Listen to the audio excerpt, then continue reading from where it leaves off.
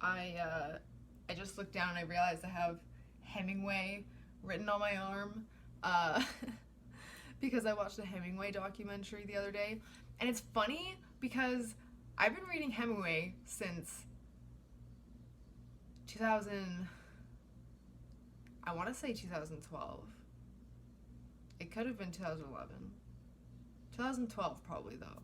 Like I've read like nonfiction about him. I've like looked at his Wikipedia. Like I was like I feel like I knew stuff. Like I knew he killed himself and whatever. But like I've never watched like a full documentary or read like an entire biography.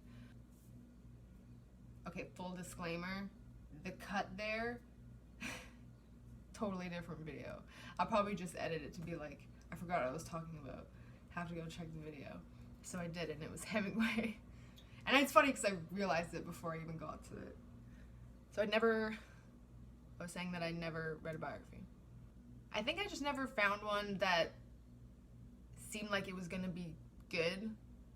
Like it didn't like intrigue me. Or I just never like, first of all, biographies are hard to get to. And there's a lot of them. You have to, so I'm like, which one is like the best one? And wasn't really sure. There was like a few about different things. There was one that I wanted to read that I never got around to reading, which was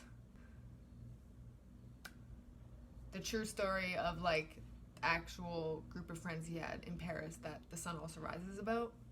There's a book like strictly about that I want to read, but I just never got around to it. My skirt is like, I call it my Morticia skirt because it's like tight around the waist and then goes out, and it's shorter in the front than it is the back. So like the back, I have like a trail, and I was kind of stepping on it, and I was like, is this a blanket? Because I keep thinking it's like a blanket or a shirt or something. Holy fuck, I get really creeped out by sounds. Jesus Christ. Hemingway. Oh yeah, I saw that book at Chapters. But I see a lot of books at Chapters. Okay, I can't buy them all. I'm not fucking rich. So I have to be choosy, but that one was always on my radar. There's like a Zelda Fitzgerald biography that I know for sure I definitely want to read that one because it's like the Zelda Fitzgerald biography. Like, there isn't really other ones. But I just like haven't, there's a lot of books I gotta get to. I'm just trying to finish the books that I already fucking own, because I've gone on book buying sprees at like used bookstores because I'm like, oh my god, it's only $2 and you end up getting so many.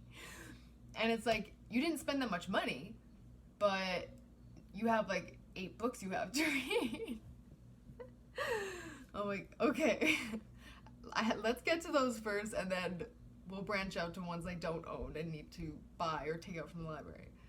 Okay, so I haven't gotten to a Hemingway biography, but I don't even remember why. I think I was watching like some other videos that were like a biography, and then it recommended Hemingway, and it was like, I think it was like an hour long, little bit over an hour long or something like that. And I looked at it and I was like, I'll watch some of it, we'll see how it goes. And I was like, then I ended up super into it, of course, because I'm like, I've never learned this much about Hemingway. I was like, holy shit.